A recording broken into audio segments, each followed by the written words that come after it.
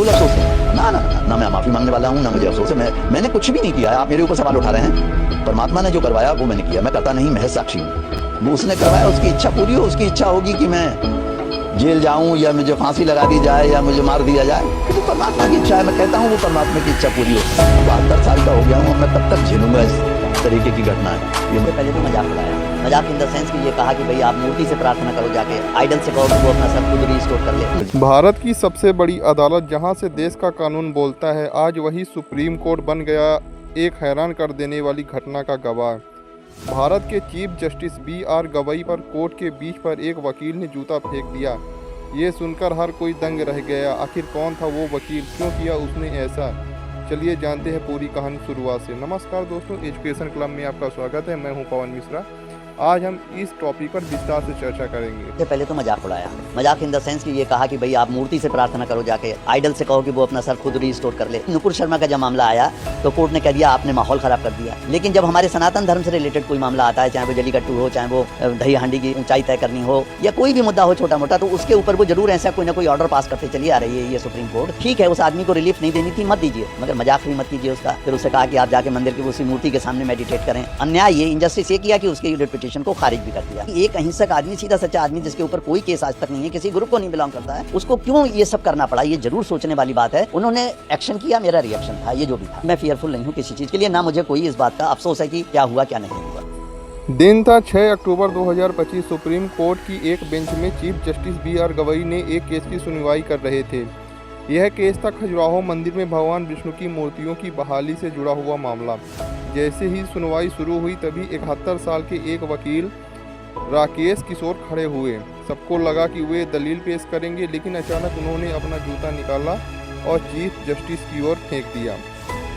उनके इस कृत्य से अदालत में कुछ सेकंड के लिए सन्नाटा छा गया। हर कोई अवाक था। सिक्योरिटी तुरंत हरकत में आई और उस वकील को पकड़ लिया। अब सवाल उठता है, आखिर एक सीनियर वकील ने ऐसा कदम क्यों उठाया? दरअसल Rakesh Kumar chief justice B R. Gavai की एक टिप्पणी से बेहद नाराज थे।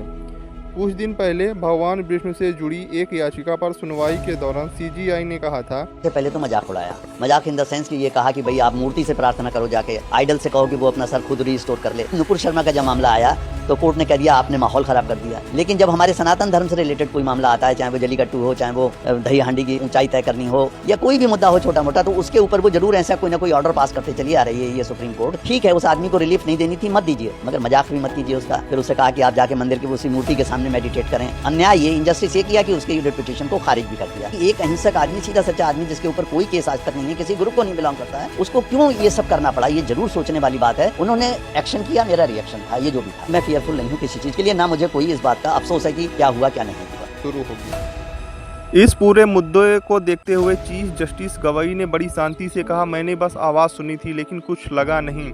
हमारा काम न्याय करना है और हम वही करेंगे। उनकी ये बात पूरे देश में चर्चा का विषय बन गई, क्योंकि गुस्से के सामने शांत से दिया गया जवाब सबसे बड़ा संदेश होता है।